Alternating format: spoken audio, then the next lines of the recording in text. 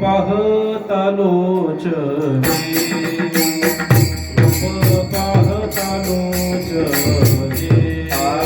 रूप पाहता लोचने रूप पाहता लोचने सुख झाले ओ साधने सुख झाले ओ साधने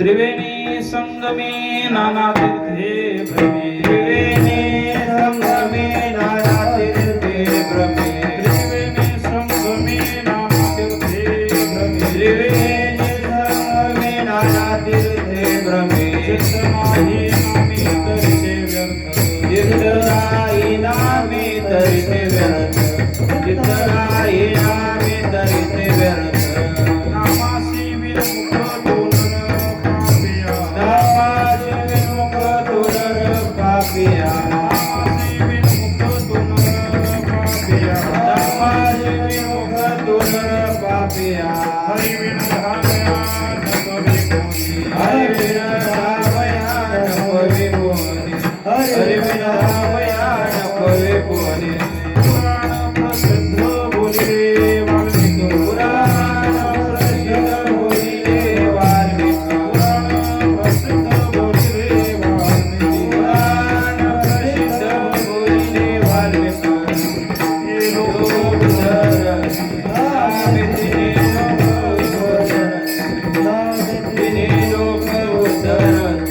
ज्ञानदेव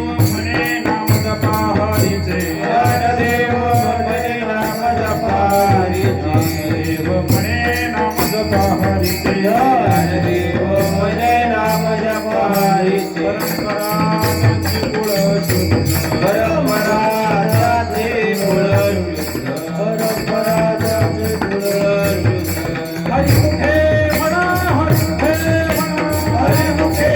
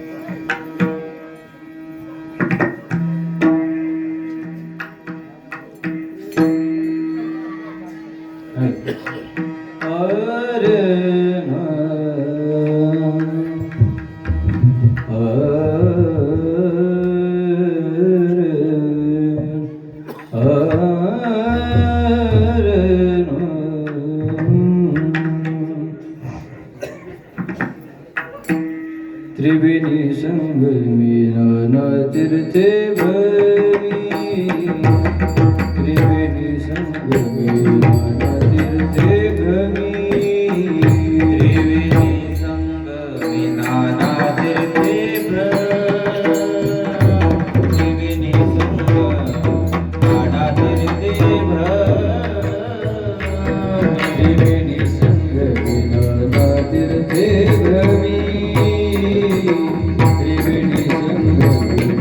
तीर्थे भ्रमी त्रिवेणी संगमे नाना तीर्थे भ्रमी जीविनी संग नाना तीर्थे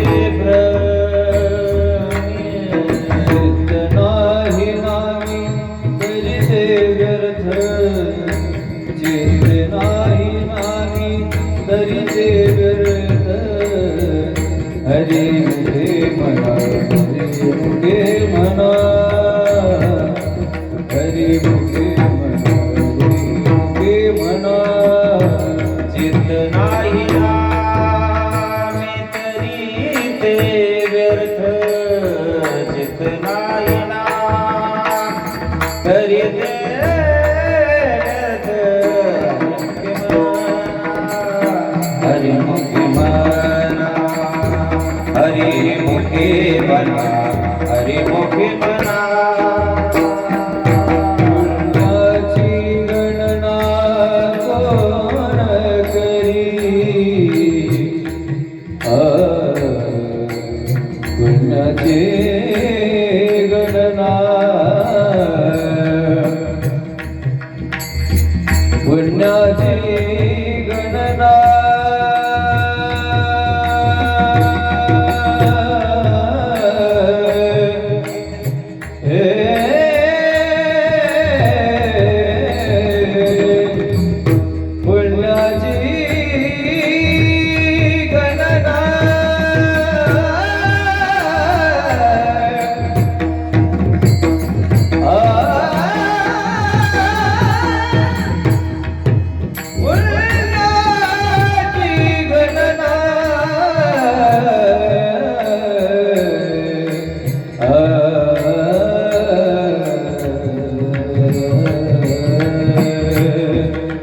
पुण्याची गणना पुण्याची गणना कोण करी हरी मुखे म्हणा हरी मुखे म्हणा हरी मुखे म्हणा हरी मुखे म्हणा पुण्याची गणना कोण करी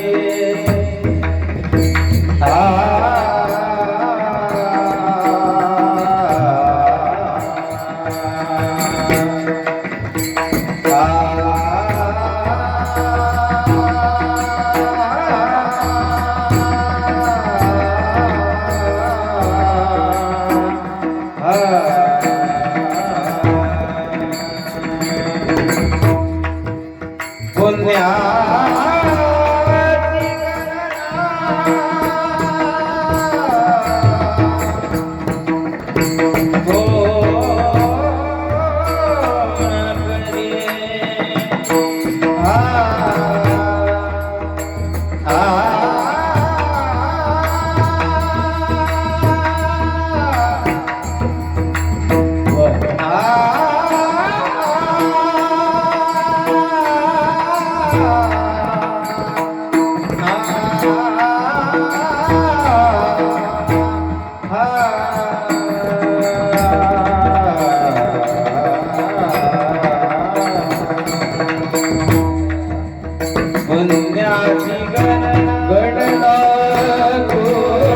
करी पुण्याची गणना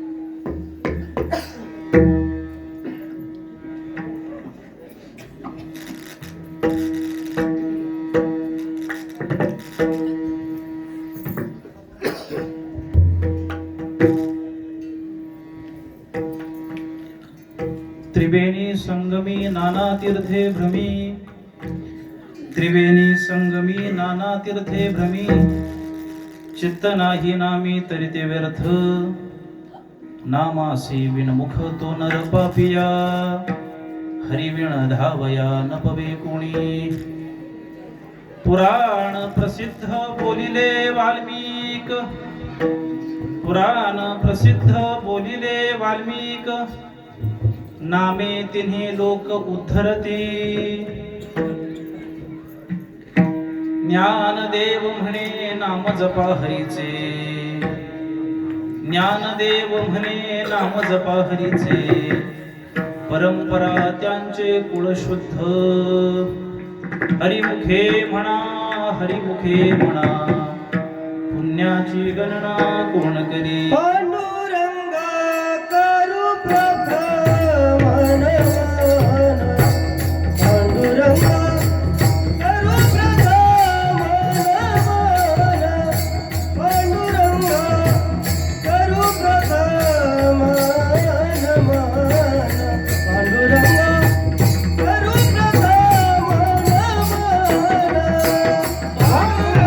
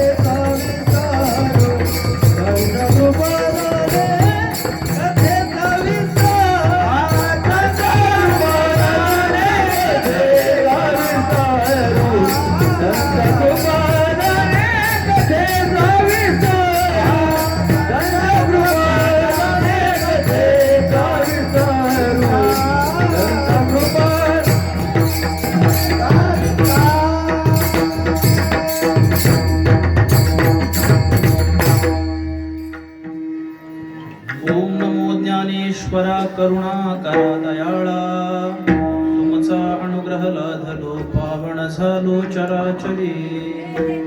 मी कला कुसरी काहीच नेने, बोलतो वचने अति भाविका.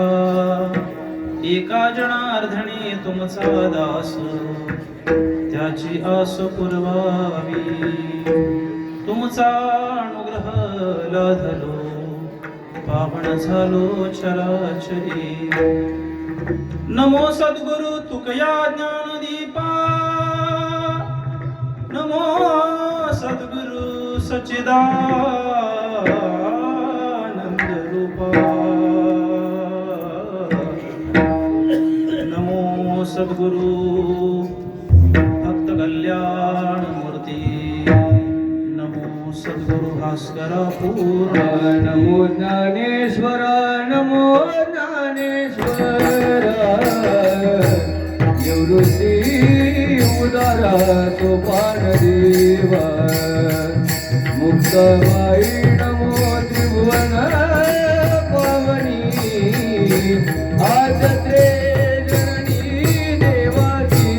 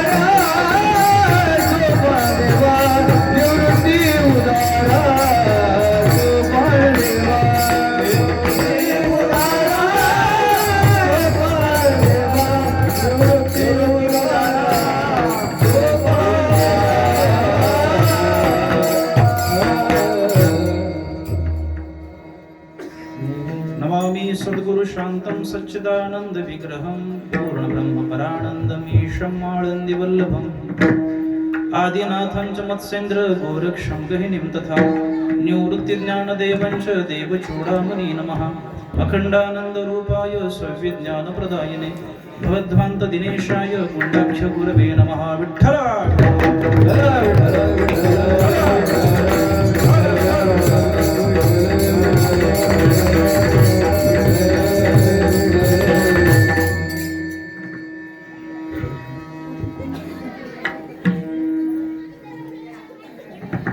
भगवान स्वरूप सर्व श्रोतृवृंदाच्या चरणी विनम्र भावाने वंदन करतो. पवित्र कीर्तन रूपी सेवेकरता आपल्या समोर गायलेला अभंग महावैष्णव ज्ञानोबराय यांच्या हरिपाठ या प्रकरण ग्रंथातील किंवा ग्रंथ प्रकरणातील नामाचं महिमान गाणारा हा अभंग आहे. विठ्ठल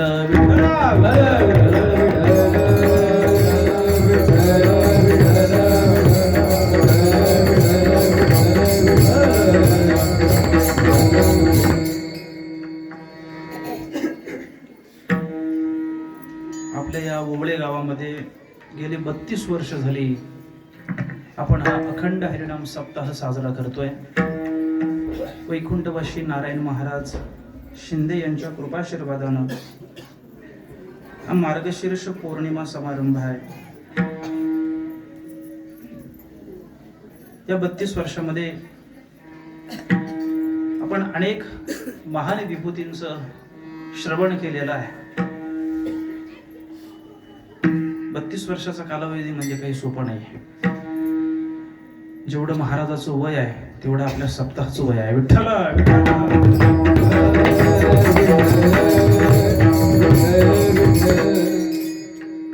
एवढ्या वर्षामध्ये आपण खूप जणांना श्रवण केलंय, महात्म्यांना श्रवण केलेलं आहे. त्यामुळं त्यांच्या त्या मांदियाळीमध्ये माझ्यासारख्या बालकानं काही तत्वज्ञान बोलणं हे तितकंसं अधिकार संपन्न नाहीये. तरी पण भगवंताच्या कृपेनं, सद्गुरूंच्या कृपेनं आणि मायबाप श्रोत्यांच्या आशीर्वादानं या धर्म व्यासपीठामध्ये, या धर्म मंडपामध्ये आपल्या वारकरी संप्रदायाच्या काही अलिखित दंडकाप्रमाणे आजचा हा प्रथम दिवसाची कीर्तन सेवा नामपर चिंतन घडावं अशी पूर्वासुरीची परंपरा सांगते. म्हणून नामपर, नामाचं चिंतन, नामाचं महिमान, नामाची महती गाणारं तत्वज्ञान या ठिकाणी व्यक्त करावं, श्रोत्यांसमोर वाक्यानं सांगावं असा दंडक आहे. त्या दंडकाला छेद न देता आजच्या चिंतनाला आपण प्रारंभ करूया. विठ्ठला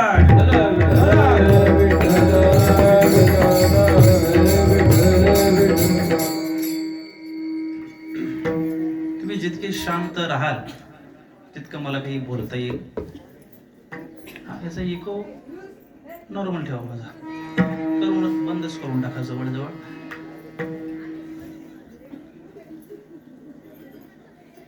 प्रथमतः सगळ्यांना नमस्कार करतो आणि चिंतनाला प्रारंभ करतो. फार सोपच काळात प्रस्तावनेत फार न पडता आपण थेट चिंतनाकडे जाऊया. काय आहे, एकतर आपल्याला आयुष्य अगदी मोजकं आहे. त्या आयुष्यातला जो काळ आहे त्याचा काही भरोसा नाही. किती या काळाचा सोसावा वळसा. आता आम्ही 10 किलोमीटरचा वळसा घेऊन आलो. आपला रस्ता बंद झाला मध्ये, आम्हाला परत मागे जावं लागलं, म्हणून 5 मिनिटं यायला उशीर झाला दिलीप महाराज, त्याबद्दल आम्हाला क्षमा करा. नाहीतर वेळेत आपण सेवा प्रारंभ केली असती. तशीही काही वेळेच्या बाहेर गेलेली नाहीये. काळ आपल्या मागे लागलाय, हात धुवून लागलाय. त्या हात धुवून लागलेल्या काळापासून बचावाचा उपाय आपल्याकडे नाही. काळ एक ना एक दिवस आपल्याला ग्रासणार, मरण येणार. तुम्ही म्हणाला काय सुरुवात केली महाराज तुम्ही, मरणाचे कुठे इथं गप्पा मारायला आले तुम्ही. त्याचं कारण आहे, आपण मरणाला विसरलोय. मरणाला विसरल्यामुळे आपल्या जीवनाची गती विभाजित झाली आहे, नको त्या दिशेला जायला लागली. आपल्या या पत्रिकेमध्ये फार सुंदर तुम्ही छापलेलं आहे. त्याची प्रस्तावना करताना त्यात म्हटलंय असं, मानवी जीवनाला सुख समाधान प्राप्त होण्याकरता केवळ संतांचाच मार्ग उपयोगी आहे. संतच आपल्याला केवळ आपल्या सुख आणि शांतीचा मार्ग सांगू शकतात. म्हणून त्या शांतीच्या प्राप्तीसाठी आपण अखंड हरिनाम सप्ताहाची योजना केलेली आहे. तरी आपण सर्व मंडळींनी त्याच्यामध्ये तन मन धनानं सहभागी होऊन त्या शांती प्राप्तीसाठी प्रयत्न करावा असा त्याच्यामध्ये आग्रह केलेला आहे. बरोबर आहे ना. शांती प्राप्तीसाठी तन मन धना. इथे काय आहे, आता वर्तमान परिस्थिती अशी आहे, आपण तनानं सेवा करायलाही राजी आहे, धनानं सेवा करायला तर सगळेच राजी आहे. धनप्राप्तीसाठी फार काही आता कष्ट नाही आहेत. इथं सगळी जाणती मंडळी माझ्या समोर बसलेली आहे. एक 30-40 वर्षापूर्वीचा कालावधी, 50 वर्षापूर्वीचा कालावधी आणि आताचा कालावधी, म्हणजे पूर्वीचं जीवन आणि आताचं जीवन, त्यात फरक आहे की नाही. त्यावेळेस तुम्हाला सप्ताह करायचं म्हणले वर्गणी गोळा करायला डोक्याला तापायचं. आता तुम्ही एका फोनवर वर्गणी गोळा करू शकता. पण माणसांचं काय, मी काय म्हणतो इकडे लक्ष द्या. तनानं आणि धनानं सेवा करण्याकरता आपण सगळेजण तयार आहोत, पण संतांना आणि भगवंताला आणि संप्रदायाला विपरीत असलेलं ते आहे मनानं सेवा करणं फार महत्वाचे आहे.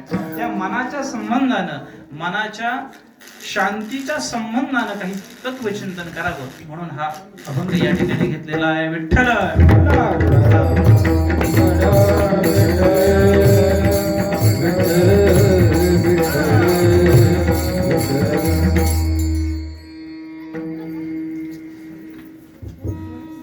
काय गरज आहे अखंड हरिनाम सप्ताहाची, या एका प्रश्नापासून आपण चिंतनाला सुरुवात करूया. काय गरज आहे अखंड हरिनाम सप्ताह करण्याची आवश्यकता काय. म्हणजे काय नाही बाबा, मागच्या मंडळींनी करत आले म्हणून आम्ही करतोय, पण त्याच्यातलं विज्ञान आपण समजून घेत नाहीये. अखंड हरिनाम सप्ताह हा केवळ काही इतर उत्सवांप्रमाणे फक्त उत्सव नाहीये. उत्सव पडतो ना, जशी यात्रा असते, जत्रा असते, वेगळं काही. यांच्याकरता यात्रा जत्रा भरावी लागते, त्यांना शांत करावं लागतं ना. पहिले बांधवले शांत नाही झाले तर ते मग देवळात त्याला त्रास करतात. मी काय सांगायला लागलोय, यात्रा जत्रा हा प्रांत वेगळा आहे आणि अखंड हरिनाम सप्ताह ही संकल्पना वेगळी आहे. क्षमा करा, माझं वय फार लहान आहे, माझं तितकी तपस्या नाहीये, माझा अधिकार नाहीये. बरं का अथर्व भाऊ जी, पण महाराज तुमची परवानगी असेल तर पुढचं बोलतो. दुर्भाग्यानं आपल्याला हे स्वीकारावं लागेल, म्हणावं लागेल, या अखंड हरिनाम सप्ताहाने आम्ही यात्रा उत्सवांच्या पंक्तीला आणून ठेवलं. ही संकल्पना पूर्णतः वेगळी आहे. पूर्णतः वेगळी आहे. पहा ना तुम्ही काय आवश्यकता होती. आपण जर थोडा इतिहास मागे पाहितला, वारकरी पंथामध्ये अखंड हरिनाम सप्ताह ही संकल्पना फार जुनी नाहीये, फार मोठी परंपरा नाहीये. कीर्तनाची परंपरा अनादी आहे. अगदी नारदांपासून नामदेवरायांपासून आपल्याला इतिहास कीर्तनाचा मिळतो. अखंड हरिनाम सप्ताह एक चौकट जी बनवलेली आहे त्याला फारसा लांबचा इतिहास नाहीये. फार 200-250 वर्षापूर्वीचे सप्ताह आपल्याला आढळून येतात फडकऱ्यांमध्ये. हे गावोगावी का रूढ होत गेलं, गावोगावी खेड्यापाड्यांमध्ये का आपण साजरे करायला लागलो, का आपल्या पूर्वसुरीने आपल्याला हा आवाज बाहेर फेकलाय का तुम्ही? बाहेर नको, आपल्याला इथं पाहिजे. एकदम छान सिस्टीम लागलेली आहे तुमची. सिस्टीम वाल्यांसाठी आपण पहिल्यांदा सगळेजण टाळ्या वाजवूया. तुम्ही हलक्या हाताने वाजवल्या, प्रेमाने वाजवल्या पाहिजे. आता इथं नाही म्हटलं तरी 200-250-400 माणसं आहे. 400 गुणिले 200 800 हातांच्या टाळ्या तुम्हाला पडलेल्या आहेत. त्याच्यामुळे आवाज चांगला ठेवा. मी काय सांगत होतो, अखंड हरिनाम सप्ताह कशा करता, फार विस्तारित करत नाहीये. पहा ना तुम्ही, त्याची एक संकल्पना मांडलेली आहे, त्याची एक चौकट आखलेली आहे. आपण पत्रिकेत छापलंय. अखंड हरिनाम सप्ताहामध्ये सगळ्यात महत्वाची गोष्ट काय? जेवण कोण म्हणतो? अखंड हरिनाम सप्ताहातली सगळ्यात महत्वाची गोष्ट कुठली आहे? हा, विना. विना विना प्रहरी अखंड हरिनाम सप्ताहातली अत्यंत महत्वाची आणि सगळ्यात महत्वाची आहे. कारण ते नावच दिलं ना, अखंड हरिनाम. म्हणजे त्या 7 दिवसामध्ये थोडेही खंडन न पडता भगवंताचं नामचिंतन प्रत्येकाच्या मुखाला यावं, ही संकल्पना आमच्या पूर्वसुरीने मांडली. मग त्याच्याकरता अधिकारी विचारला नाही. इथं संतांनी सांगितलं, इथं येण्याकरता कोणालाही कुठल्याही प्रकारचं बंधन नाही, सगळ्यांचं वेलकम आहे. सकळासी येथे आहे अधिकार, कलियुगी उदार हरीचा नाम, कलियुगी उदार हरीचा नाम. सकळासी येथे आहे अधिकार, कलियुगी उदार हरीचा नामे, कलियुगी उदार हरीचा नामे. सकळासी येथे आहे अधिकार, कलियुगी उदार हरीचा नामे, कलियुगी उदार हरीचा नामे. सकळासी येथे आहे अधिकार, कलियुगी उदार हरीचा नामे, कलियुगी उदार हरीचा नामे.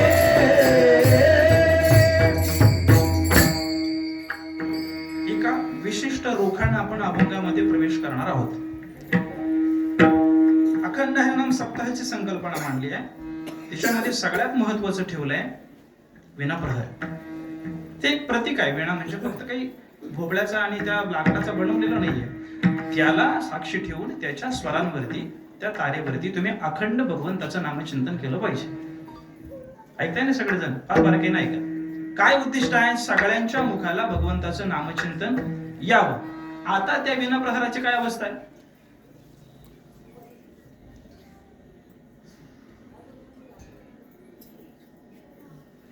ज्या अर्थी तुम्ही इतके गंभीर झालेला आहात, त्या अर्थी हा गंभीर मामला आहे.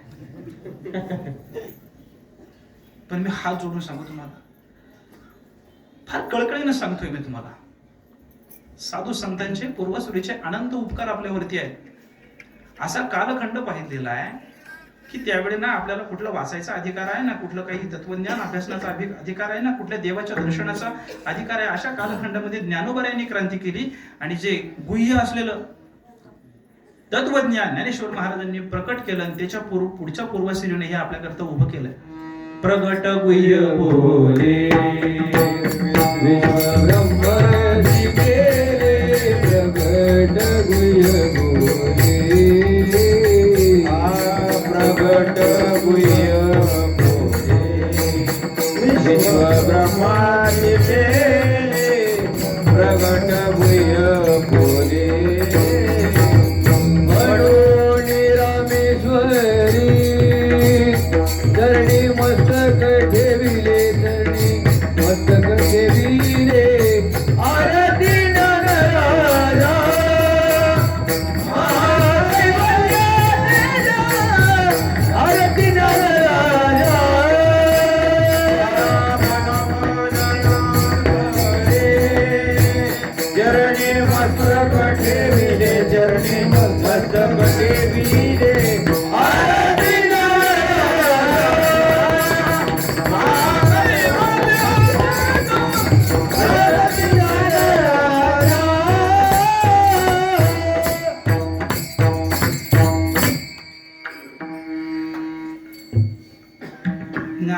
देवाने गुह्य असलेलं तत्वज्ञान ज्ञानेश्वरीच्या रूपाने प्रकट केलं. त्याच संप्रदायाची री ओढत पुढच्या पूर्वासुरीनं आपल्याला अखंड हरिनाम सप्ताह ही संकल्पना दिली. या मुद्द्यावर आपण बोलतोय. त्याच्यामध्ये सगळ्यात महत्वाचा विना प्रहर आहे की त्याची आता खेडोपाडी वाड्या वस्तींवरती दुरापास्त अवस्था हे नाकारून जमणार नाही. अखंड हरिनाम सप्ताह म्हणजे फक्त कीर्तन नाही, हे सगळं अगोदर तुम्ही लक्षात घेतलं पाहिजे.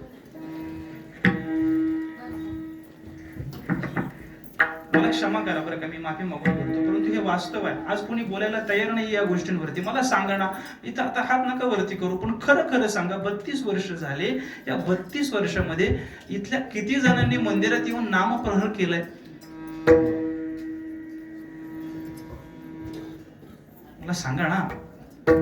आपल्या स्वतःच्या अंतःकरणाला विचारा की मी जाऊन म्हटलं का कमिटीला की इथे आल्यानंतर बाबा माझा हा नंबर आहे, या नंबराला माझ्याकडे विना पाहिजे. आपल्या पुण्यामध्ये सहस्त्रबुद्धे महाराजांचं मठ आहे आणि तिथे स्वामी समर्थांचं एक दिव्य मंदिर आहे. तिथे तुम्हाला आश्चर्य सांगू, 2 वर्ष माणसं वेटिंग मध्ये आहेत विना प्रहर मिळवण्यासाठी. काय आश्चर्य आहे?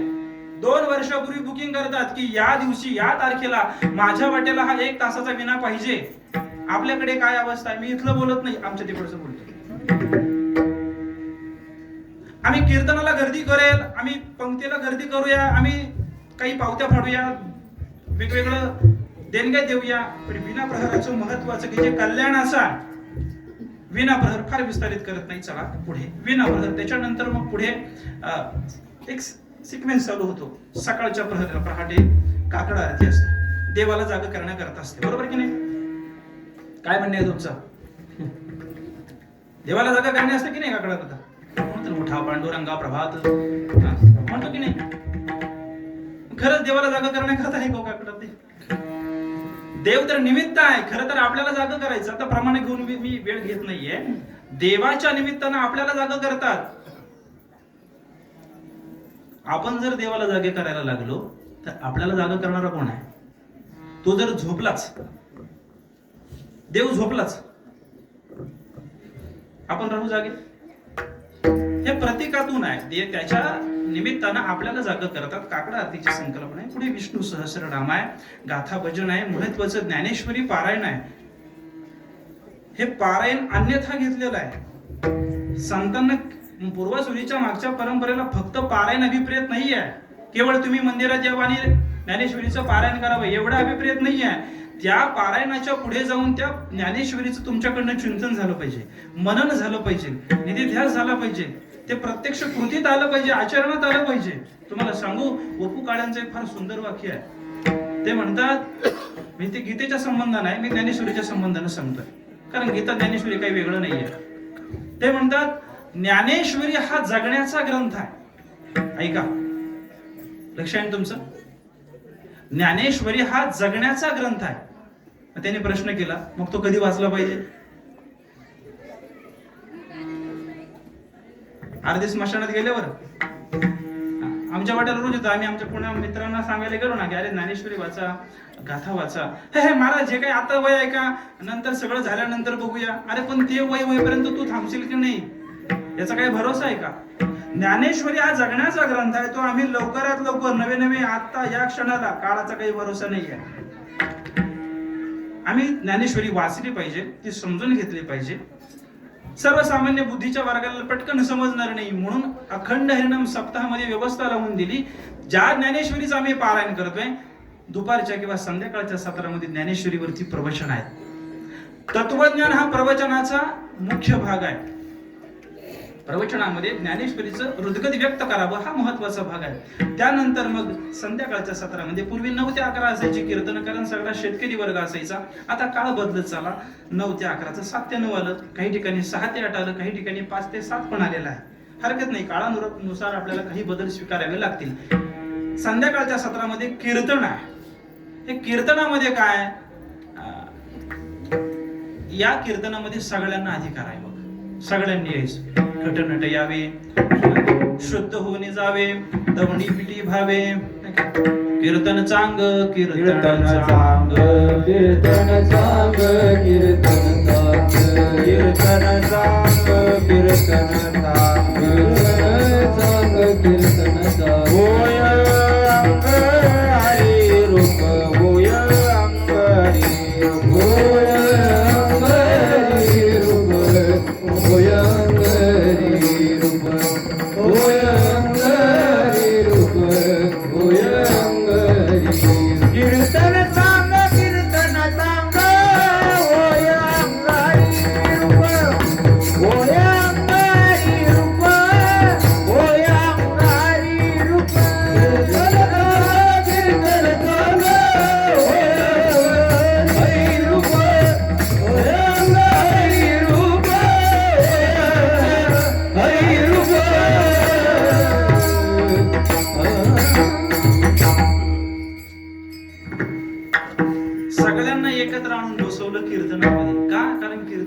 चांगलं आहे, इतकं चांगलं आहे, इतकं चांगलं आहे की हे अंग पण हरिरूप होऊन जातं. अशी व्यवस्था जगाच्या पाठीवर दुसरीकडे कुठेच नाहीये, कुठल्याच संप्रदायात नाहीये.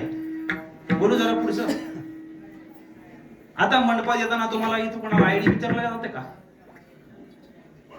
थोडे ग्रामस्थांनी कमिटी निवडली आणि त्याच्यामध्ये 2 चोपदार तिथे ठेवले. आयडी दाखव तरच तुला मंदिरात मंडपामध्ये प्रवेश आहे. आयडी म्हणजे ओळखपत्र. ही आयडी आपली. तुमच्या गळ्यात माळ असेल तरच तुम्ही कीर्तनाला यायचं, अन्यथा तिकडेच थांबायचं. असं काही म्हटलंय का तुम्हाला एवढ्या वर्षांमध्ये कोणी? कुठल्या वारकरी संप्रदायाच्या कुठल्याही उपासकांनी म्हटलंय की कीर्तनाला येताना फक्त माळकऱ्यांनीच यावं, बिना माळकरी कीर्तनाला येऊ नका? आहे असं काही? सखळाशी येते आहे अधिकार म्हटलं ना. या रे लहान थोर, या रे लहान थोर, या रे लहान थोर, या रे लहान थोर, बनती नाय, या बनती नाय, या बनती नारी नर, या बनती नारी नर, करावा विचार, करावा विचार, करावा विचार, करावा विचार, दे चिंता कोणा, या रे लहान थोर, या रे लहान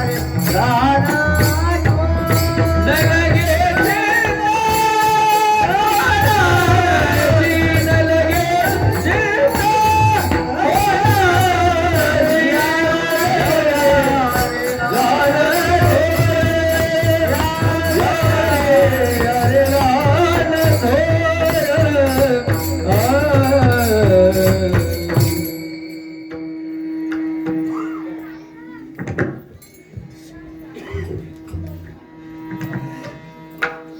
काय म्हटले?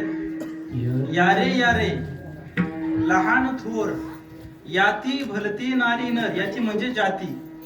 कुणीही कुठल्या जाती पंथाचा संप्रदायाचा धर्माचा असो, सगळ्यांचं वेलकम आहे. या म्हणजे संत म्हटले तो कसाही असला तरी चालेल, कसाही असला तरी चालेल, नाही तर कसाही असला तरी चालेल, पण या. सगळ्यांना बोलवलं. न लगे चिंता कवनासी. इथं नामचिंतन ऐकण्याकरता, हे तत्वज्ञान ऐकण्याकरता संतांनी आम्हाला हा उपलब्ध करून दिलेला राजमार्ग आहे. पण दुर्भाग्यानं आम्ही त्याला प्रतिष्ठेचा समजायला लागलो. इथं आम्ही मनोरंजनाच्या अपेक्षेने यायला लागलो. या कीर्तन व्यासपीठांकडनं, या कीर्तनाच्या व्यासपीठाकडनं आम्ही विनोद आणि हास्य याच्या अभिलाषा घेऊन यायला लागलो. अर्थात कीर्तनाचं उपांग थोडंफार विनोद असावा, नाही असं नाहीये, पण इथं विनोदाचार्य आणि हास्य सम्राट पदव्या यायला लागले. हे नवल आहे. या पदव्यांचं पण फार काय झालंय, मागे पुढे असे दाबलेत महाराज लोक. मी काय सांगायला लागलोय?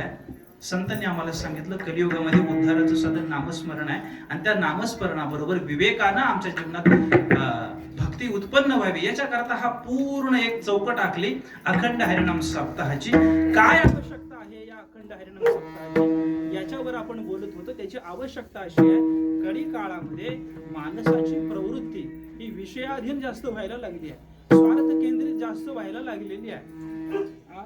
जे कल्याणाचं आहे त्याला विसरून अकल्याणाच्या गोष्टींकडे माणसाची धाव अधिक व्हायला लागली. परिणामी त्याच्या जीवनामध्ये अशांती यायला लागली. काय चुकतंय माझं? आपल्याला आपल्या जीवनात सुखाने दुःखाला दुसरं कोणी कारण नसतं.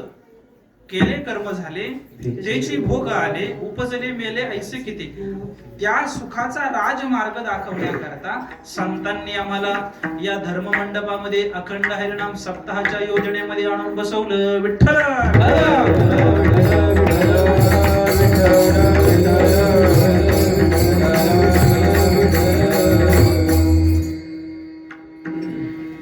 ही एकमेव कलियुगामध्ये उद्धाराची जागा आहे.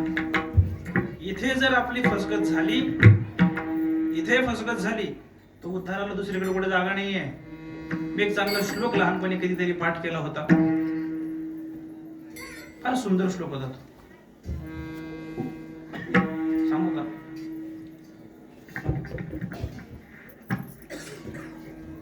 सोमनाथ भाऊ सांगू? चल नको सांगायला पुढे. तुम्ही म्हणताय म्हणून सांगतो. त्याचा भाव अगोदर सांगतो आणि मग श्लोक सांगतो. त्याचा भाव असा आहे. भाव म्हणजे हा भाव नाही. नाहीतर आम्हाला पुनरानंतर पहिलं विचारतात महाराज तुमचा भाव किती. एक चांगलं वाक्य सांगू अजून आठवले तर.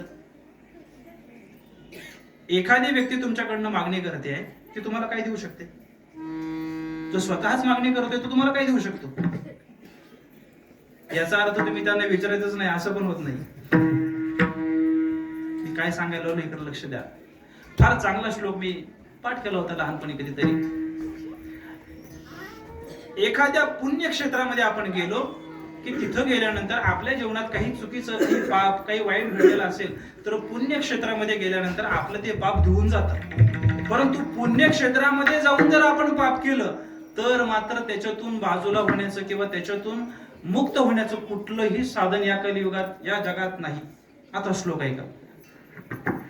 अन्यक्षेत्रे कृतं पापम पुण्यक्षेत्रे विनश्यति. पुण्यक्षेत्रे कृतं पापम वज्रलेप भविष्यति किंवा पुन्हा पुन्हा भविष्यति. अन्य क्षेत्रेत इतर ठिकाणी केलेलं पाप पुण्यक्षेत्रामध्ये गेल्यानंतर आळंदी पंढरीला गेले, काशीला गेले, द्वारकेला गेले, गयेला गेले, त्या ठिकाणी तीर्थस्नान घडलं, तुमचं पाप निघून गेलं. बरोबर की नाही. पुण्यक्षेत्र आहे. पण तिथं जाऊन जर पाप केलं तर पंढरपूरला जाऊन तिथंच पाकिट मारलं. पंढरपूरला जाऊन तिथंच आपण काहीतरी चुकीचं काम केलं. पुढं भेटणार लोक बोलायला, पुढं भेटणार हे बोलायला तयार होतात. इकडे लक्ष द्या. मी द्वारकेचं, हरिद्वारचं, ऋषिकेशचं, काशीचं, गयेचं, देहूचं, पंढरीचं, आळंदीचं सांगत नाही. मी तुम्हाला इथलं सांगतोय.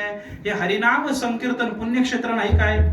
या हरिनाम क्षेत्रामध्ये इथे येऊन जर आम्ही दंभाने इथं येऊ, अहंकाराने इथं येऊ, मोहाने इथं येऊ, लोभाने इथं येऊ, कशाच्या तरी कामनेने येऊ, मग हे पाप कर्म नाही काय. या ठिकाणी घडलेलं पाप वज्रलेप भविष्यति. म्हणून इथे बसताना सुद्धा अत्यंत विवेकानं आणि अत्यंत सजगपणे आपण थांबलं पाहिजे. विठ्ठल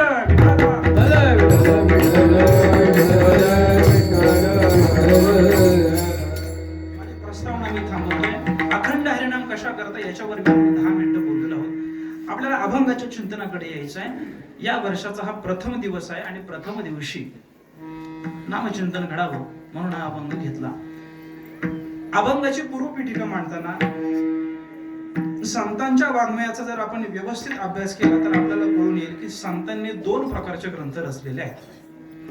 ग्रंथाचे प्रकार आहेत, काव्याचे प्रकार आहेत. एक स्फुट काव्य आहे आणि दुसरं जे आहे ते ग्रंथ काव्य आहे. स्फुट काव्य म्हणजे काय. स्फुट काव्यामध्ये त्या कवीला किंवा त्या संतांना किंवा त्या व्यक्तीला पूर्ण स्वातंत्र्य असतं. स्फुट काव्यामध्ये त्याला जशी परिस्थिती असेल, जशी त्याच्या अंतःकरणातली भावना असेल तसं तसं ते प्रकट होत जातं.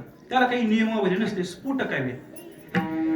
ग्रंथ काव्यामध्ये मात्र पहिल्या चरणापासून किंबहुना पहिल्या अभंगापासून शेवटच्या अभंगापर्यंत किंवा पहिल्या ओवीपासून शेवटच्या ओवीपर्यंत एक त्याचा ऋणानुबंध जपावा लागतो, त्याचा संबंध जपावा लागतो. एका ते गुंतलेला असतो. म्हणजे आपल्याला शेवटची ओवी समजून घ्यायची असेल तर पहिल्या ओवीपासून सगळं चेक करावं लागतं, तर त्याचा अन्वय लागतो. स्फुट काव्य आहे आणि ग्रंथ काव्य आहे. उदाहरणार्थ पाहायचं झालं तर तुकाराम महाराजांचा गाथा हे उत्तम प्रकारचं स्फुट काव्य आहे आणि ज्ञानेश्वर महाराजांचा हरिपाठ हे उत्तम प्रकारचं ग्रंथ काव्य आहे. कसं काय पहा ना तुम्ही. काय झालं. स्फुट काव्य तुकाराम महाराजांचं. आम्ही कॉलेजला असताना एका मित्राने प्रश्न केला मला, आणि महाराज तुकाराम महाराज 2 होते काय. 2 तुकाराम महाराज होते. म्हटलं तू एकटाच भेटला असं मला विचारणार. 2 कुठे तुकाराम महाराज. म्हणे अहो मी गाथा वाचतोय. असं काय करता. म्हणजे काय झालं नेमकं. म्हणे मी तुकाराम महाराजांचा गाथा वाचला. जोवरी सकळ सिद्ध आहे हात चालावया पाय, तव तू आपुले सुहित पाहे तीर्थयात्रे जाय चुकू नको.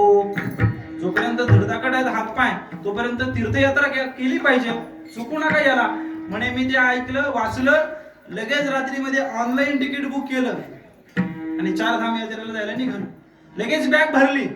म्हणजे चांगली गोष्ट आहे की अहो चांगली कशाचं बुकिंग वगैरे केली पैसे सगळे पाठवले आणि नित्य पाठाने सकाळचं वाचायला गेलो तेव्हा तुकाराम महाराजांचा दुसरा अभंग आला काय तीर्थी धोंडा पाणी देव रोकडा सज्जनी रिझर्वेशन कॅन्सल केलं म्हणे मी एवढे पैसे बुडले माझे म्हणजे झालं काय अहो म्हणे अगोदरच्या अभंगात म्हणले तीर्थयात्रेला जा आणि दुसऱ्या अभंगात म्हणले जाऊ नका हे स्फुट काव्य आहे एक लक्षात घ्या तुकाराम महाराजांच्या समोर जशी जशी परिस्थिती आली तशी अभंगाची निर्मिती झाली कोणी एखादा तरुण गेला असेल तुकाराम महाराजांच्या समोर तरुण कळतो ना तरुण ज्याला संध्याकाळी आणावा लागतो धरून त्याला म्हणतात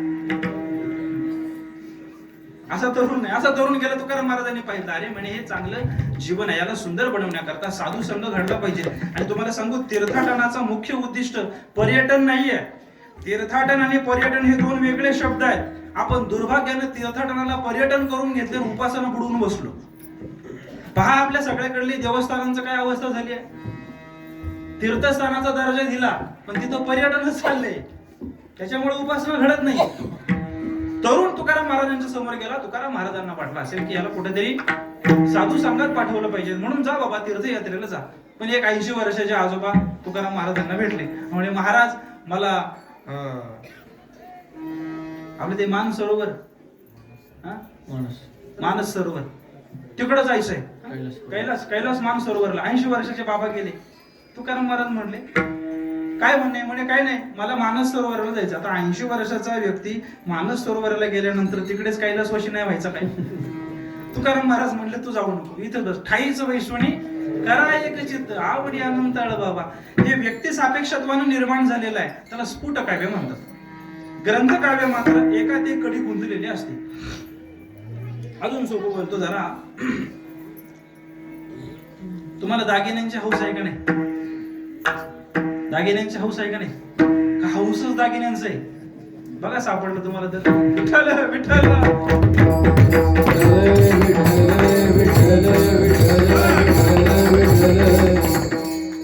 कीर्तन फार बारकाईने नाही ऐकायचं असतं बरं दुर्भाग्याला आता श्रोत्यांचा कान गोळा करावा असे आमचे गुरुजी म्हणतात माझा अधिकार नाही खरंय मराठी भाषा काय नवलाईची आहे काय सांगतो तुम्हाला काय मार्दव आहे त्याच्यामध्ये माझा मराठाची बोलू कौतुके परी अमृताते पैसा जिंके ऐसी अक्षरे रशके मेळवी अमृताबरोबर पैज लावली ज्ञानेश्वर महाराज म्हणतात तर माझी मराठी जिंकेल काय अभिमान आहे काय स्वाभिमान आहे काय आत्मविश्वास आहे आणि आपण एक इंग्रजांची म्हण खरी करायला घेतली आता नाही म्हण आपलीच आहे पण ती इंग्रजांना लागू होते माहितीये का तुम्हाला म्हण माय मरो हा मावशी म्हणा माय मरो मावशी खरं करायला घेतलं ना आपण माय कोण मराठी आपली माय आणि मावशी इंग्रजी आता सगळे आपली पोरं कोणत्या शाळेत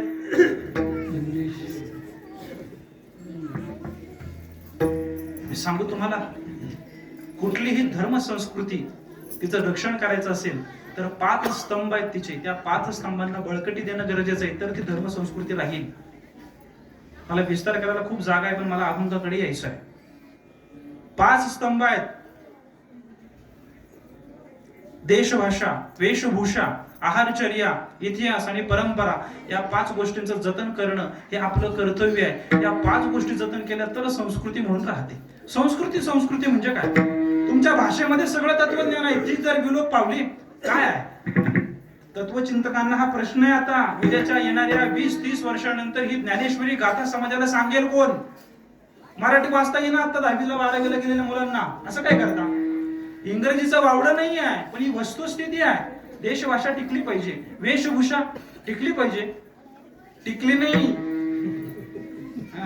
हे जिथं पण अडचण होते काय सांगावं बा वेशभूषा टिकली पाहिजे ना एक परंपरा एक प्रत्येक प्रांताचा एक पोशाख ठरलेला आहे बरोबर की नाही पुरुषांकरता आपल्याकडे एक पोशाख आहे बघा धोतर बंडी सदरा टोपी पूर्वीच्या काळी फेटे होते आता फेटेवाला बाबा दिसत नाही गावात कधीतरी सणासुदीला हे वारकरी संप्रदायाचा आपल्यावर उपकार माना किमान एवढं तरी साबूत ठेवलंय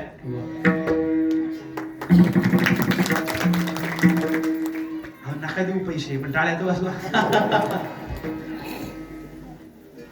काय आहे कुठल्या रीतीने आपण चाललेलो आहोत. आम्हाला आमचे पारंपरिक पोशाख घालायचे लाज वाटावी.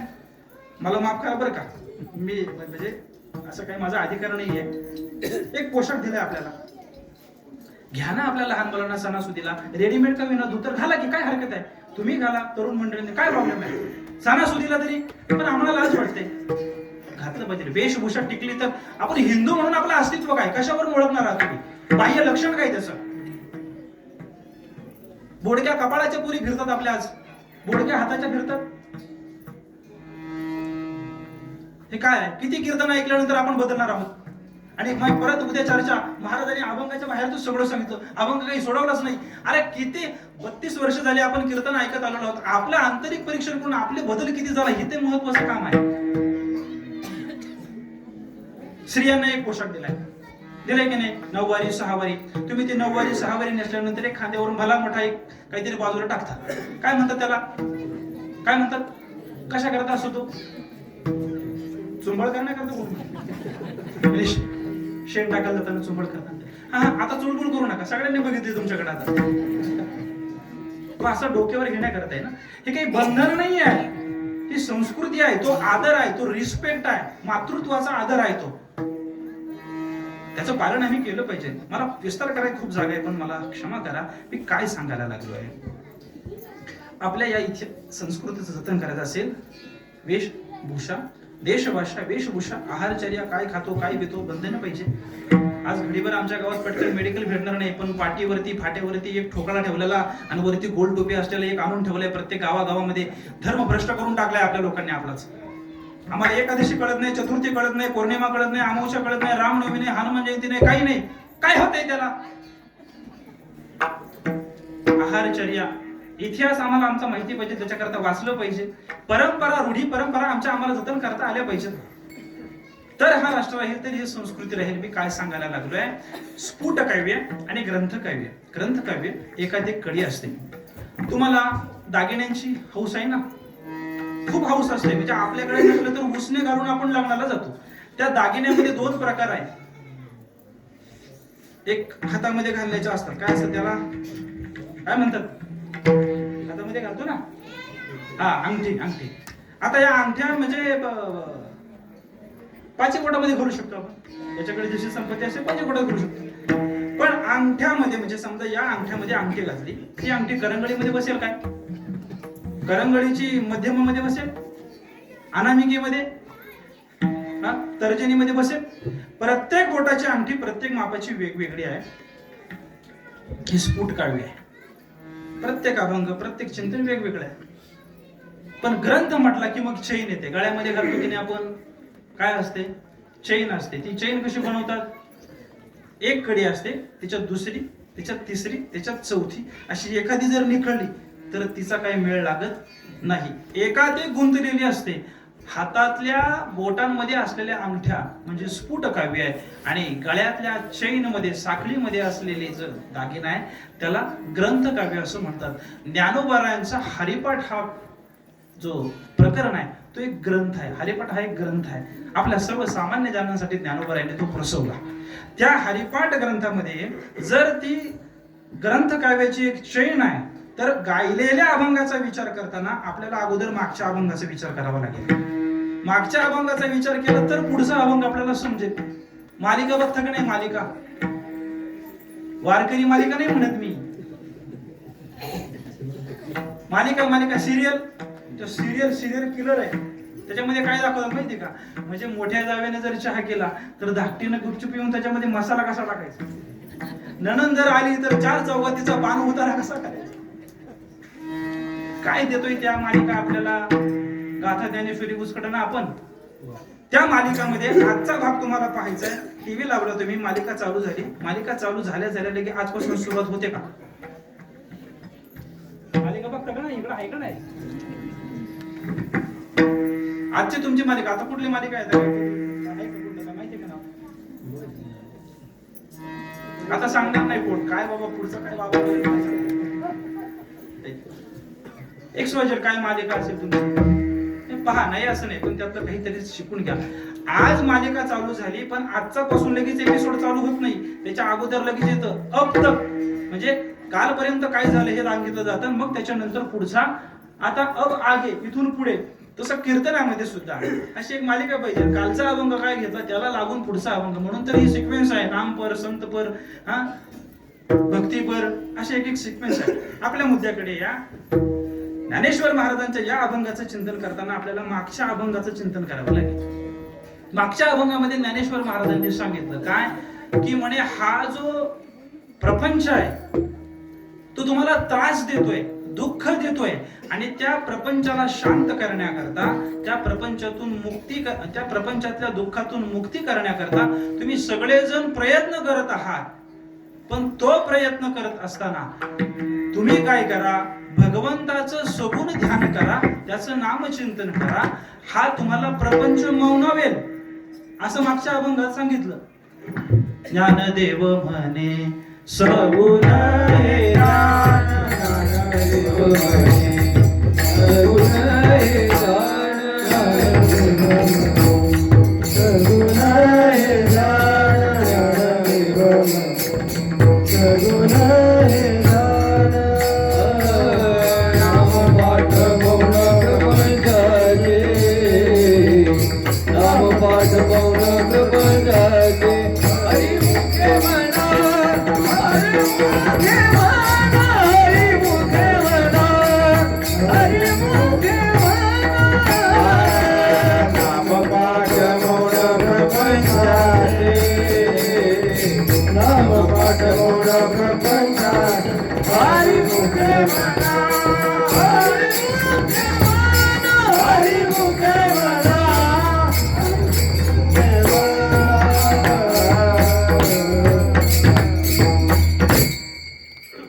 झोपले नाही ना तुम्ही? समजतंय ना मी बोललेलं? मी मला शाळेलाच म्हटलं मला काही कर्नाटकी येत नाही, मराठीच बोलतोय, त्याच्यामुळे मराठीतले हे विचार आपल्याला समजायला हवे. मी मगाशी राहून गेलं, मला सांगायचं ते मराठीचं. आणि मराठी भाषा फार थोर आहे, त्याच्यातल्या खाचा खोचा समजले नाही, इतका आनंद देणारे आहेत. सांगू तुम्हाला, तर पुण्याला आम्ही आलो होतो तुमच्या कोथरूडला, त्याच्यानंतर आजच तुमची भेट झाली तर आमच्या गावात आणि इकडं तुमच्या गावात. त्या पुण्याला आमच्या एका मित्राकडे गेलो, म्हणे चला महाराज चहा प्यायला, म्हणे जाऊया.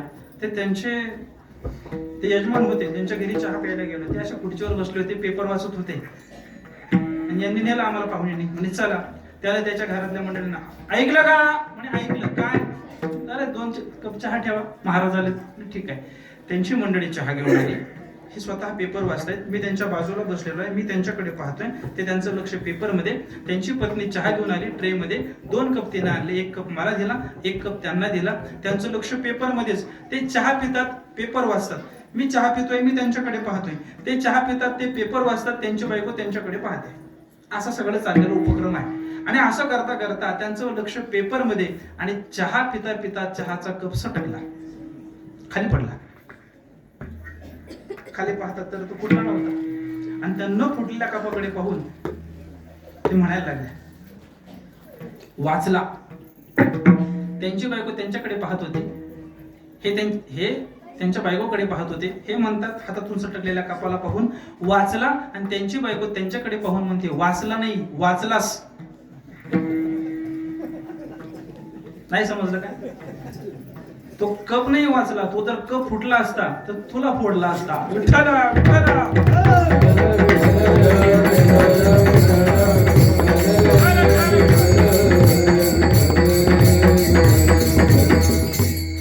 काय सांगायला लागलो, मराठी भाषा इतकी महत्वाची, इतकी सूक्ष्मपणे आपण ऐकलं पाहिजे. ज्ञानेश्वर महाराज म्हणतात, ज्ञानदेव म्हणे सगुण हे ध्यान, नामपाठ मौन प्रपंचाचे. ज्ञानेश्वर महाराजांनी सांगितलं, हा जो प्रपंच आहे तो तुम्हाला दुःख देणार आहे, त्रास देणार आहे. अनेक प्रमाणात नाही का, संसार दुःखामुळं चौकडे इंगळ, विश्रांती नाही कुठे, रात्रंदिवस तळमळ. संसार दुःख देणार आहे. तो संसार, तो प्रपंच मौनवण्याकरता, म्हणजे शांत होण्याकरता काय उपाय? ज्ञानेश्वर महाराजांनी सरळ सांगितलं, सगुण हे ध्यान आणि नामपाठ मौन प्रपंचाचे. भगवंताचं सगुण ध्यान करा, आणि नामपाठ म्हणजे मुखानं भगवंताचं नामचिंतन करा. काय असतं, साधन जेव्हा सुलभ असतं तेव्हा त्या सुलभ साधनाबद्दल विश्वास निर्माण व्हायला फार वेळ जातो. एवढा प्रपंच मोठा त्रास देणारा म्हणजे देवाधिकांना सुटला नाही, नको नको त्याला त्याने पछाडलं. त्या प्रपंचातून मुक्त होण्याकरता फक्त साधं रामकृष्ण हरी म्हणायचं, असं कसं काय? एवढं सोपं कुठं असतं काय? ज्ञानेश्वर महाराजांनी सोपा उपाय सांगितला, आपला तरी कुठे विश्वास आहे? आपण ऍडिशनल करतो काहीतरी त्याला लागून. जरा समजण्याकरता सांगतो काय होतं. उपाय सोपा सांगितला पण विश्वास नाही. हाच उपाय जर वेगळ्या रीतीने सांगितला तर मला काही विश्वास बसतो. एकाला काय झालं, बाहेरची बाधा झाली. बाहेरची बाधा कळते? बाहेरची बाधा झोपल्या काय? बाहेरची बाधा झाली, मग त्रास व्हायला लागला. मग बाहेरची बाधा झाल्यानंतर कोणाकडे जातात? महाराजाकडे. कोण म्हणलं आमची शरणला तो कोण आला नाही माझ्याकडे. बाहेरची बाधा झाल्यानंतर मग काय, देवऋषाकडे झालं जातात देवऋषाकडनं. मग त्याच्याकडे गेल्यानंतर तो वाटच पाहत असतो. तो म्हणतो वा वा वा, बरं झाले तुम्ही लवकर आले. का? याला गिरायचंच नव्हतं ना. बरं झाले तुम्ही आले. म्हणजे काय? म्हणे आम्हाला जरा बाहेरचा त्रास आहे म्हणूनच तुम्ही आले ना. मग तो काहीतरी डोळे लावून पाहतो, काहीतरी ते गहू वगैरे किंवा काही त्याचे ते मात्रा असेल तसं काही करतो. आणि ते झाल्यानंतर मग सांगतो त्रास मोठा आहे, बाधा मोठी आहे. हो पण मग काय करायचं? म्हणे काही नाही, याच्यावर उपाय करायला लागेल. पण काय, कुठून झाली? जवळच्यानेच केली आहे. आता याला पाकिस्तानातून येणार आहे का कोणी? जवळच्यानेच केली आहे म्हणे. मग जवळचं म्हणजे नेमकं कोण? नेमकं कोण जवळचा? म्हणे घरचाच. नाव सांगा. नाव नाही सांगा, रट्टे खायचे काय? या अशा वक्तव्यामुळे आणि अशा पुटण्यामुळे घर फुटली. गावागावात, भावाभावात, जावा त्या गोष्टीमुळे व्यक्तुष्ट आलं. मग त्याला सांगायला सुरुवात करतो की अशी अशी बाधा आहे, उपाय काय? मग त्यानं सांगितलं उपाय. म्हणे ऐका, ही बाहेरची बाधा तुम्हाला जर घालवायची असेल तर काय करायला लागेल? अमावस्येच्या रात्रीला, रात्री 12 वाजता काळ्या गाईचं शेण घेऊन, ती गाय काळीच पाहिजे, त्या काळ्या गाईचं शेण रात्री 12 वाजता घेऊन मागे न बघता स्मशानभूमीवर जायचं. अमावस्येच्या रात्रीला रात्री 12 वाजता काळ्या गाईचं शेण घेऊन स्मशानात जायचं. जाताना 4 लिंब बरोबर न्यायची, काही टाचण्या बरोबर न्यायच्या, काही गुलाल, अबीर, बुक्का बरोबर न्यायचा, एक काळी घोंगडी बरोबर घेऊन जायची. हे सगळं नेत असताना मागे बघायचं नाही. किती लक्षपूर्वक ऐकतं ना. हे असं सांगा आम्हाला, असं सांगतं महाराज.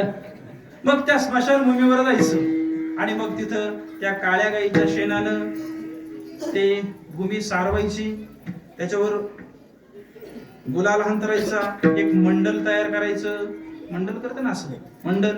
4 कोपऱ्यावर 4 लिंब ठेवायची, टाचण्या लावलेली, त्याच्यावर गुलाल, बुक्का, हळद वावायचा, त्याच्यावरती काळी घोंगडी ठेवायची, त्याच्यावर बसायचं आणि मग 11 वेळा रामकृष्ण हरी म्हणायचं. महाराज हा उपाय बरोबर आहे. अगोदर काय सांगितलंय?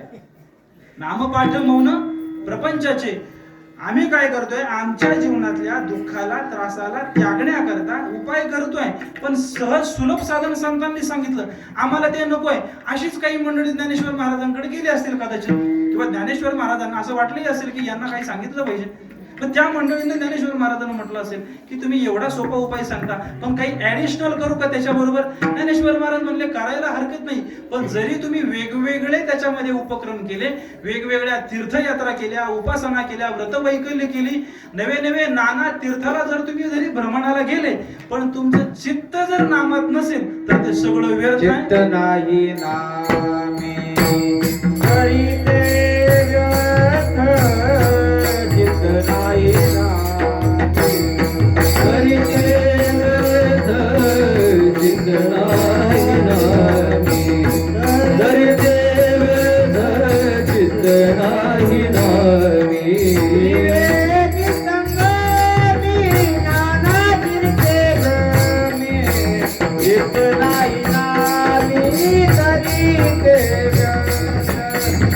चित्त नाही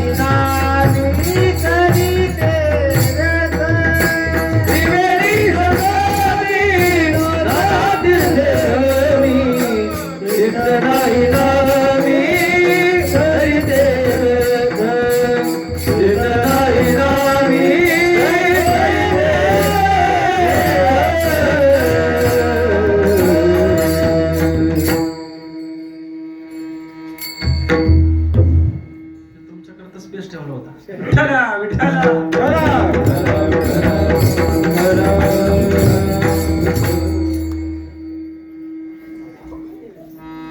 आहे ना झोपल्या. कीर्तन सहजतेनं असतं बरं का, असं काही याचं शिष्टाचार नाही, फार असं काही नियमावली नसतं, तसं काही सहजतेनं. कीर्तनाचा एक विशेष महिमा सांगितला. कीर्तनाचे ने नटनाचे नाशिले व्यवसाय प्रायश्चित्ताचे, जे नामचे नाही पापाचे ऐसे केले. पाप पळून जाईल हे सोडून द्या, तिथं पापच नसेल. एवढा कीर्तनाचा महिमा आहे. पण त्या कीर्तनामध्ये आपण भावनेनं बसलो पाहिजे. आणि भावनेवर फक्त भावना कामाची नाही बरं का, विवेक पण महत्वाचा आहे. विवेकानं बसलो पाहिजे. चिंतन ऐकताना आम्ही विवेकानं ऐकलं पाहिजे. जाणकार मंडळी तर सरपंच आहेत, दिलीप महाराज आहेत, आणि काही परिचयाचे अपरिचयाचे पण जाणकार मंडळी आहेत, समाज धुरीण मंडळी आहेत सगळी. मी त्यांच्या करता बोलतोय, तसं तुमच्या करता बोलतोय, पण ते लागू त्यांना पडेल. तुम्ही बाजारात गेले, भाजी खरेदीला, मेथीची गड्डी किती रुपयाला आता? 30-40 रुपयाला, बरोबर की नाही? दुकानदाराकडे कितीला मागता तुम्ही? घासाघीस करता का नाही? काय म्हणतात त्याला? आपल्याला एकदम ग्रामीण भाग, ग्रामीण शब्द आहे त्याला. आपण काय काय बार्गेनिंग, हा इंग्रजी झाला रे, मराठी शब्द. अरे तो शुद्ध झाला अगदी ग्रामीण. आता हा कुठल्या डिक्शनरीतला आहे मला माहित नाही, पण आमच्या आईचा शब्द आहे. ते म्हणते हेंगल खाते. हेंगल खाते, हेंगल खाणं काय हा शब्द आहे कुठे? कुठला शब्द आहे मला काही माहित नाही बाबा. मला काय सांगायचंय, 20 रुपयाची भाजीची गड्डी, 30 रुपयाची भाजीची गड्डी करताना तुम्ही घासाघीस तडजोड करता की नाही? जरा विचार करता की नाही? एवढं कुठं महाग, एवढं कुठं स्वस्त, ह्याची काही क्वालिटी आहे का? आता ती पिवळी पडत चालली आहे, खराब चालली आहे, ह्याचं काही फार काय एवढ्या कुठं मोल आहे का त्याचे? याची काही पात्रता आहे का एवढे पैसे देण्याकरता? ही भाजी करता नाही बोलत मी. विठ्ठल विठ्ठल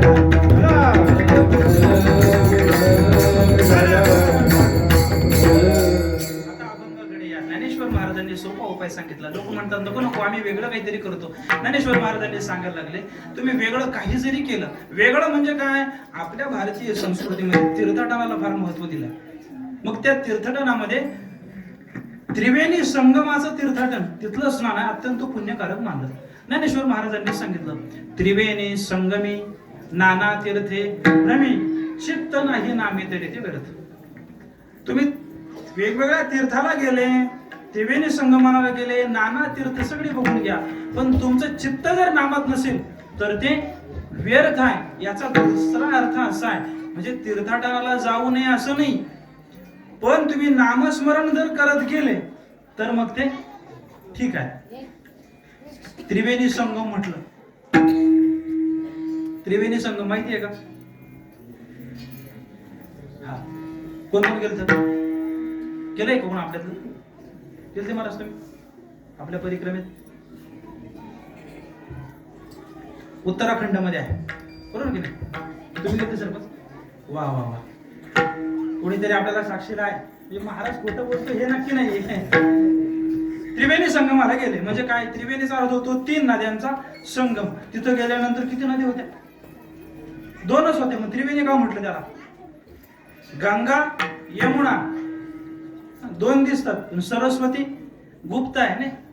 गंगा सरस्वती, गंगा यमुना सरस्वती या त्रिवेणी संगमावर जरी गेलो, चित्त नामात नसेल तर ते सगळं व्यर्थ आहे. या स्थूलातल्या गंगा यमुना सरस्वती करता हे तत्वज्ञान नाही आहे, हे सूक्ष्मातल्या गंगा यमुना सरस्वती आहे. अजून सोपं करूया जरा. त्रिवेणी कळण्याकरता तुम्हाला वेणी तर कळेल, वेणी कळेल का नाही? तिथे गंगा यमुना आहेत, सरस्वती गुप्त आहे. वेणी तर कळते की नाही? वेणी शाळेमध्ये, पूर्वी मराठी शाळेमध्ये, आता आहे की नाही माहित नाही, पूर्वी मराठी शाळेमध्ये मुलींना वेण्या घालायला लागायच्या. दोन अशा 2 बाजूला वेण्या करायच्या आणि त्या वेण्या घालून त्याला अशी लाल रेबीन फुलं बांधायची, त्याची त्या रेबिनीची पण फुलं करायची आणि मग ते काय भारी दिसायचं नाही का? आता ती वेणी घालायची आहे. ती वेणी घालण्याकरता तुम्ही केसांच्या बटा किती करता? 3 बटा करता. 3 बटा करता, पण व्यवहार चालतो 2 बटांचा. 3 बटा करताना व्यवहार 2 बटांचा. एक बट पुढे गेली, 3 बटा केल्या, पण जेव्हा ती वेणी घातली जाते तेव्हा दिसतात किती? 2च दिसतात. मग एक बट कुठं आहे? ती सरस्वती, ती गुप्त आहे. विठ्ठला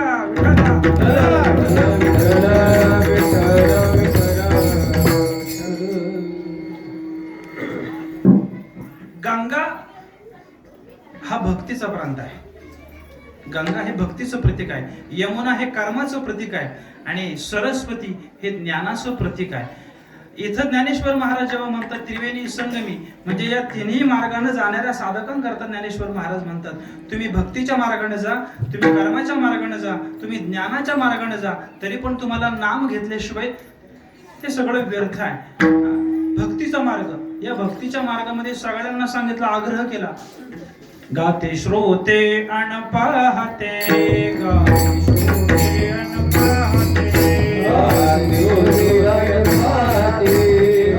श्रोते अन पाहते,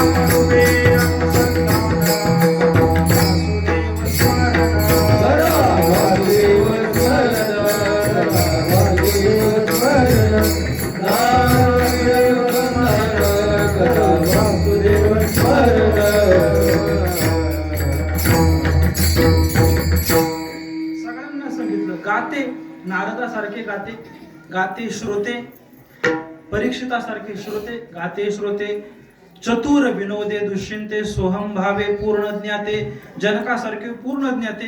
सगळी अख्खी उंच नीच पासून सगळी मालिका बघून घ्या. त्या सगळ्यातल्या सगळ्यांना सांगितलं, करा विठ्ठल स्मरण, नाम रूपी अनुसंधान. विठ्ठलाचं स्मरण करावं लागेल. भक्तीचा मार्ग गंगा, यमुना कर्माचा मार्ग. कर्म करत असतानाही नामाचं अधिष्ठान पाहिजे. समर्थ रामदास स्वामींचं मत आहे, सामर्थ्य आहे चळवळीचे, जो जो करील तयाचे, परी तेथे भगवंताचे अधिष्ठान पाहिजे. कामामध्ये काम, काही म्हणा, कर्म करत असताना नाम पाहिजे. ज्ञाते, ज्ञानी जरी असला तरी नामाशिवाय गत्यंतर नाहीये. ब्रह्मचैतन्य गोंदवलेकर महाराजांकडे कुर्तकोटी महाभागवत नावाचे एक महाशय गेले.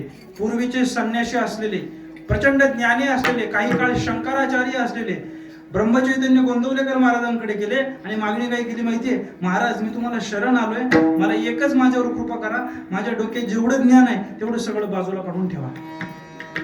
ब्रह्मचैतन्य गोंदवलेकर महाराजांनी सांगितलं त्याचं काही गरज नाहीये, ते ज्ञान तसंच राहू द्या, पण ते ज्ञान असून तुम्ही नाम घ्या. टाळाटाळी लोपला नाद, टाळाटाळी लोपला नाद, आकोटी मुरला जंग,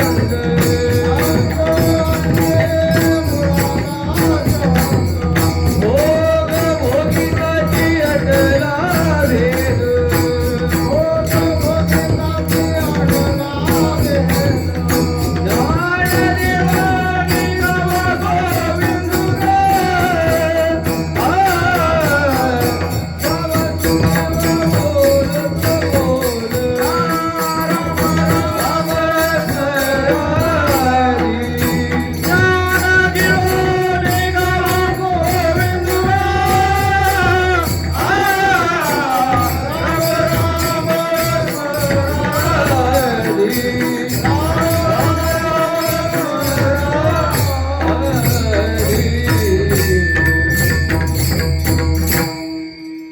शेवटच्या कडव्याकडे जातोय. ज्ञान गिळोनी गावा.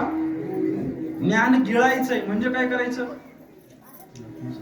जेवण गिळतो तसं नाही गिळायचं. ज्ञान गिळवायचं म्हणजे काय, त्या ज्ञानातून आलेला अहंकार. आहे का माझ्यासारखा कोण, आहे का माझ्यासारखं कोण, असलं काही करायचं नाही. तो ज्ञानाचा अहंकार गिळावा आणि नाम गावं. ज्ञानेश्वर महाराजांनी सोपा उपाय सांगितला.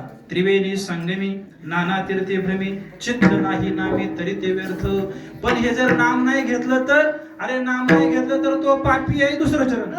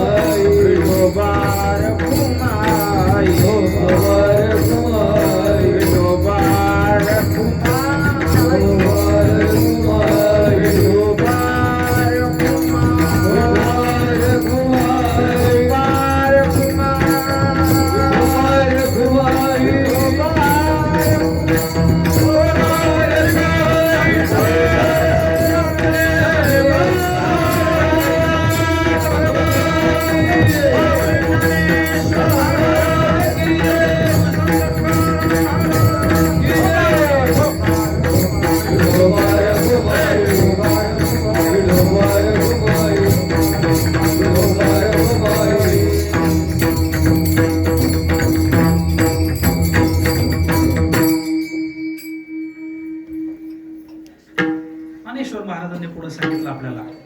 नामासी विनमुख, नामासी विनमुख तो नर पापिया हरिविन धावया न पवे कोणी. आता फार काही तर्क मांडत बसले नाही, थेट निर्णय दिला. जो नाम घेणार नाही तो पापी, ज्याच्या मुखाला नाम येणार नाही तो पापी. काय होतं, प्रत्येक गोष्टीला तर्काने शोधायला गेलं की सगळ्या तर्काने सिद्ध होत नाही. ज्ञानेश्वर महाराज म्हणजे हायकोर्ट आहे ना, हायकोर्टाने दिलेला तो ते जजमेंट आहे, हायकोर्टाने दिलेला तो निकाल आहे, त्याच्यावर चॅलेंज नाहीये. ज्याच्या मुखाला नाम येणार नाही तो पापी. पण त्यानं नाम घेतलं नाही तर होणार काय, म्हणे काही नाही. नाम नाही घेतलं तर जो भगवान तुम्हाला सोडवायला येणार आहे तो येणार नाही. देव आपल्यापर्यंत यावा. एखादा माणूस मदतीला केव्हा धावतो, एखादा व्यक्ती आपल्या मदतीला केव्हा धावतो, त्याचं कारण आहे. जेव्हा आपण त्याला हाका मारू तेव्हा, जेव्हा त्याच्या पलीकडे हाका मारण्याच्या अगोदर त्या व्यक्तीच्या अंतःकरणात करुणा निर्माण झाली पाहिजे. त्याला असं वाटलं पाहिजे की आता या संकटात जाऊन याला आपण वाचवलं पाहिजे. ही करुणा जर निर्माण नाही झाली तर तो आपल्यापर्यंत येणार नाही. हरिपाठामध्येच म्हणतात ना, एक तत्व नाम दृढ धरी म्हणा हरीसी करुणा येईल तुझी. एक तत्व नाम दृढ धरी म्हणा हरीसी करुणा. ते तत्वनाम, एक तत्वनाम आपण जर अंतःकरणात धरलं नाही तर देवाला करुणा येणार नाही. करुणा आली नाही तर परिणामी तो सोडवायला येणार नाही. हरिविण धावया न पवे कोणी. हरिविण धावया, दुसऱ्यांचं काय भांडण झाले का, नाही आला तर नाही आला, जगातले सगळे नातेवाईक किती आहेत आपली ओळख कुठपर्यंत आहे? आमदार, खासदार, मंत्री, राष्ट्रपती पर्यंत, तिकडं अमेरिकेचा युनोचा अध्यक्ष इथपर्यंत ओळख आहे आपली. ते ना नाही का सोडवायला. संतांनी आम्हाला सांगितलं, अरे ते किती जण जर असले, कितीही बलाढ्य जरी असले, पण अंतक काळाला तुला त्या भगवंताशिवाय सोडवणारा एका चक्र पाणी वाचून एका चक्र पाणी वाचून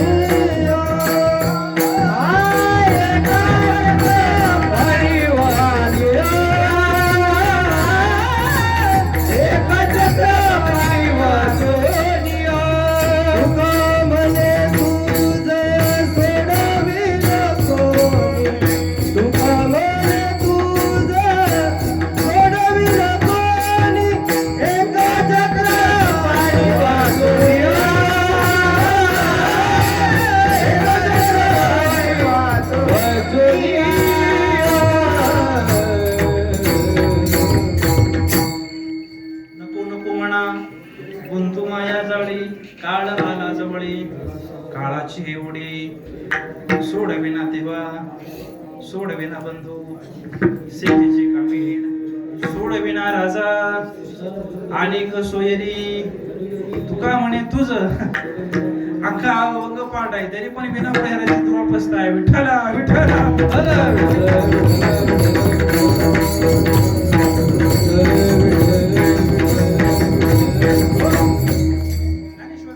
सांगितलं, नामासी विनमुख तो नर पापिया, हरी विण धावया न पवे कोणी. ठीक आहे महाराज, तुम्ही सगळं सांगता, पण याला काही पुरावा आहे का? महाराजांनी प्रमाणात बोललं पाहिजे.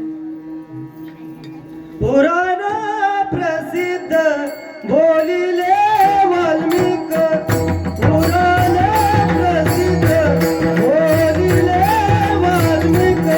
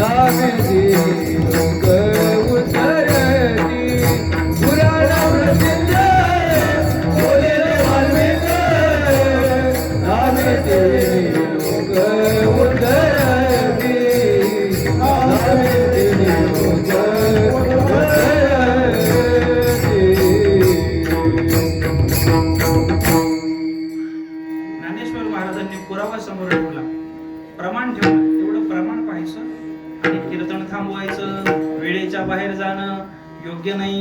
जरी कीर्तन थोडं लेट सुरुवात झाली तरी पण कीर्तनकारांनी वेळेतच सोडलं पाहिजे. वेळेच्या बाहेर जाता कामा नये.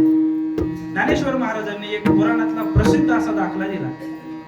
पुराण प्रसिद्ध बोलिले वाल्मिकी. याचा अन्वय कसा आहे? पुराणांमध्ये प्रसिद्ध असलेले वाल्मिक ऋषी पुराण प्रसिद्ध बोलिले, म्हणजे पुराणांनी सांगितलं. वाल्मिकाकडे बघा, काय होती त्या वाल्मिकाची कथा. वाल्मिक, त्याला नाव काय पडलं माहिती का? वाल्मिक आपल्याकडे म्हण आहे वाल्याचा, म्हणजे याचा अर्थ काय होतो? 4 नावाचं अक्षर झालं की ते जर 4 नावाच्या ऐवजी 2 वर आलं तर त्याचं पतन झालं. आणि 2 नावाचं अक्षर असेल ना आणि त्याला जर 4 नावाचं झालं, नाही समजलं? एखाद्याचं नाव पांडुरंग आहे, गावात त्याला काय म्हणतात? हा, इथला सोडून पांडुरंगाचा पांड्या झाला का तो खाली आला. पण एरवी त्याला पांड्या म्हणणारे पांडुरंग शेठ, पांडुरंगराव असं म्हणायला लागले, म्हणजे काय झालं? तो विकास पावला. आहे की नाही? एखाद्याचं नाव गणपत आहे, त्याला काय म्हणतात गावात?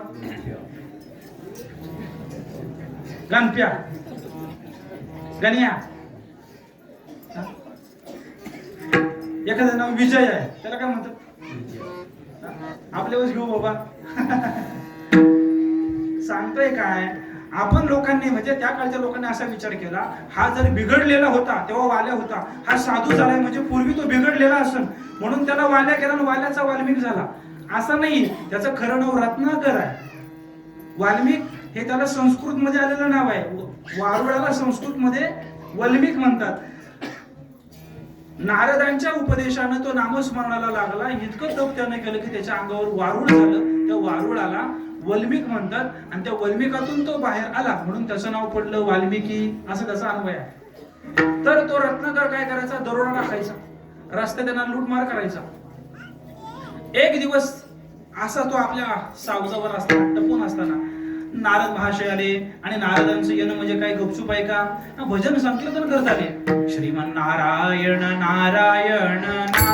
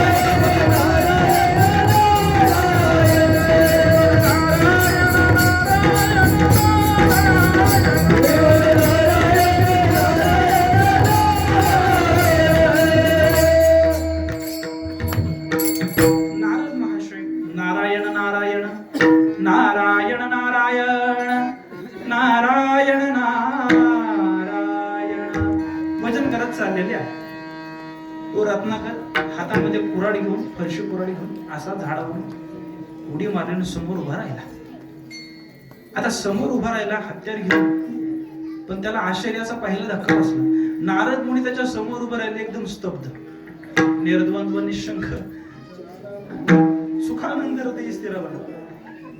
त्याला पहिला धक्का बसला, कारण आतापर्यंत त्यानं काय बघितलं होतं, कोणालाही आढावा झाला तर दोनच क्रिया त्याच्या समोर यायच्या, एक तर पलायन नाहीतर प्रतिकार. ही प्रशांत स्थिती त्यांनी पहिल्यांदाच अनुभवली. जास्त बलवान असेल तर त्याच्या संग ढिशूम ढिशूम करायचा, आणि जर आपल्यासारखा असेल पळून जायचा. एकदम स्तब्ध झाले, तरी पण यानं उसना उसना कोणी रत्नाकरण वाल्या म्हणा, चला म्हणे काढ काढ लवकर काढ, तुझ्याकडे काय आहे सगळं, तुझ्याकडे जेवढी कॅश आहे, तुझ्याकडे जेवढी रक्कम आहे तेवढे काढ. तर नारदांकडे काय होतं? किती घाई घाई देतो ना आपण, किती घाई घाई देतो. अरे हे बाबा, नारदांनी गळ्यातला विना काढला आणि त्याला द्यायला लागले. अरे हे नको, रोकडा पाहिजे, रोकडा कॅश. अरे ते म्हणजे हेच रोकडा आहे, हेच अंतकाळाला कामाला येणार आहे, दुसरं सगळं माती मोल आहे, एवढंच आहे माझ्याकडे. आम्हा काय चिपुळिया धन विठ्ठल काहीतरी प्रमाणे ना, आमचं धन हेच आहे, टाळ चिपळ्या विना आम्हा विठ्ठल जीवन. हा, टाळ चिपळिया धन, आम्हा विठ्ठल जीवन, टाळ चिपुळिया धन हेच आमचं धन आहे, हेच घे बाबा. तो म्हणला हे नको.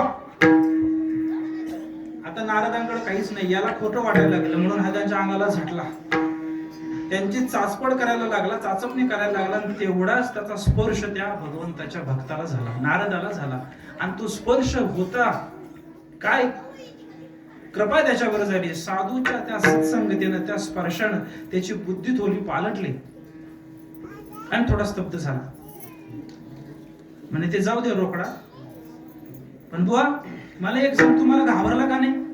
एवढा हत्यार घेऊन तुझ्या समोर आलो आणि तू घाबरला नाही? साधूची कृपा कशी होते हे लक्षात घ्या. तद्विती प्रणिपातेन परिप्रश्नेन सेवया उपदेक्षन्ति ते ज्ञानम ज्ञानेन प्रदर्शना ते ज्ञान वै गावरवे जरी मनी आधी आणावे तरी संताया भजावे सर्वस्वेसी. ज्ञानेश्वर महाराज म्हणतात, संतांच्या सहवासाने आपल्याला ज्ञान प्राप्ती होते, परंतु श्रद्धेने आपण त्यांना विचारलं पाहिजे, त्यांची सेवा केली पाहिजे, शुश्रूषा केली पाहिजे, त्यानंतर आपण विचारलं पाहिजे. यानं डायरेक्ट दुसऱ्या वर्गात प्रवेश केला.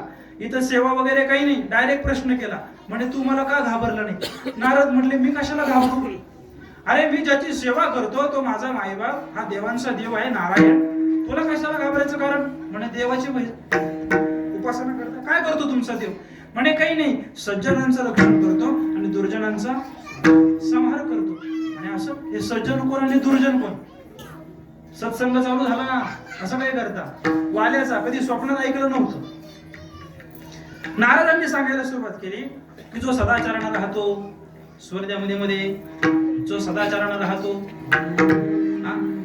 शाकाहारी राहतो, चांगला व्यवहार करतो, तो सज्जन आहे. आणि म्हणे तो दुर्जन, म्हणे काही नाही, दुसऱ्याचं धन हिरावतो, दुसऱ्यांचा खून करतो, मारामारी करतो, लूटमारी करतो,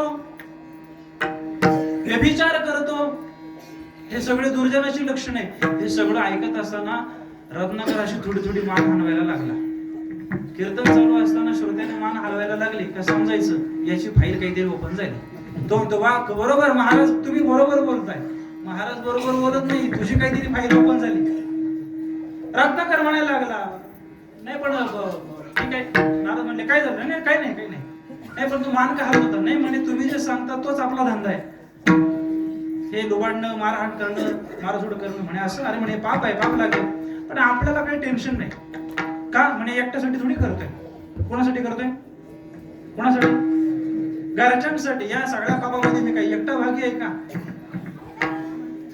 काय आहे, नुकसानीमध्ये पण एक समाधान आहे. ते नुकसान जर सगळ्यांचं झालं तर.